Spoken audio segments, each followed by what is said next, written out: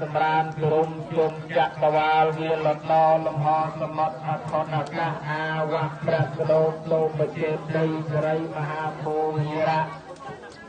ឧបោសថរតនារាមតាមវត្តវត្តវិមាព្រះវិហារនាមត្តសាលាវិការស្រែក្បែរស្ទឹងបឹងបួជួទលេឆ្នេរជលស័យព្រៃកំពតមាត់រ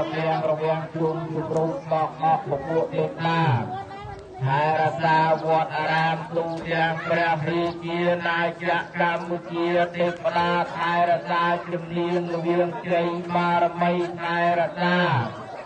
វត្តសាមគ្គីមានជ្រៃនេះជាដើមពីវិសេអរុបរៈអ្នកណាបងបត់យាយទីដែលលូកមានរកទីទៅជាថែរសាប្រផ្នូវនេះ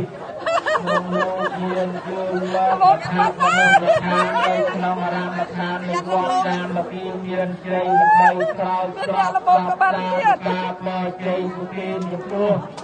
ព្រះគ្រូសច្ចមនីវង្សាយានវ័យទីប្រឹក្សាផ្ទាល់សម្ដេចព្រះមហាសមេធានបតីកតីអបិសៈបណ្ឌិត